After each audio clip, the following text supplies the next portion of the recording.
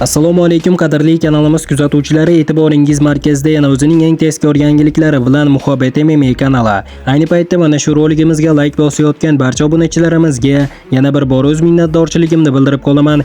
Ekran oldiga yaxshilab joylashib oling, like bosishni unutmang. Bugungi dasturimizni boshladik. Hamkorimiz Mosbet kompaniyasi barcha sport o'yinlari uchun eng yuqori kayflarni tayyorlab qo'ydi. Shunday ekan, futboldagi bilimlaringiz orqali har kuni mo'maygina pul ishlab olishingiz mumkin. Buning uchun hoziroq omad manzili orqali ro'yxatdan o'ting hamda omadingizni biz bilan sinab ko'ring. 3 million so'm bonus pul olish uchun kerakli so'z kommentariyada qoldirildi. Ilya Topuria necha daqiqa ichida Charles Oliveirani finish qilmoqchi ekanligi haqida fikr bildirdi. Jangning dastlabki soniyalardanoq u mening kuchimni his qiladi.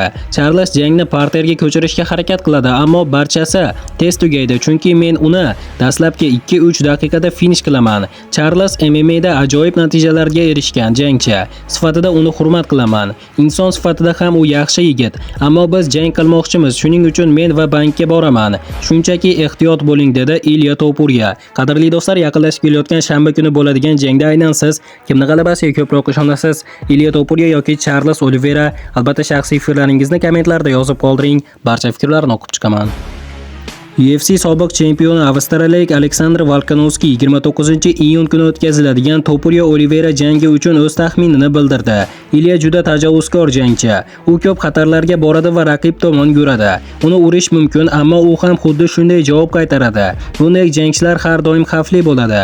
Ayniqsa men uchun. Topuria har jabhada xavfli. Unga qarshi jang qilayotgan odam bu jihatlarni hurmat qilishi lozim. Shuning uchun men uni bu jangning g'olibi sifatida tanlayman. Bu erta nokaut bilan yakunlanadi deb fikr bildirgan Aleksandr Volkanovski.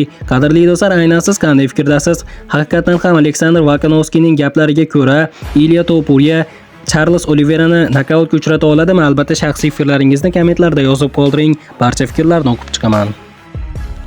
Yengil vazn toifasi sobiq UFC chempioni Islam Makhachev nima uchun vaznini o'zgartirganini aytdi.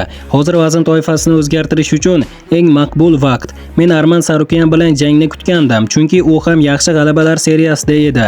Muxlislar ham bu jangni kutgandi, ammo Arman jangdan voz kechdi va men yengil vaznda boshqa qiziqarli raqiblarni ko'rmadim. Shuning uchun vaznimni almashtirishga qaror qildim. Bu vaznda chempion ham almashdi. Jack Della Maddalena. U yaxshi jangchi. U bilan jang qilish har kuni mashg'ulot qilishga va erta turishga motivatsiya beradi, dedi Islam Makhachev MMA Junkie portaliga bergan intervyusida. Qadrli do'stlar, aynan siz qanday fikrdasiz? Islam Makhachev va Jack Della Maddalena o'rtasidagi jang tashkillashtiriladigan bo'lsa, aynan ushbu jangda siz kimni g'alabasiga ko'proq ishonasiz?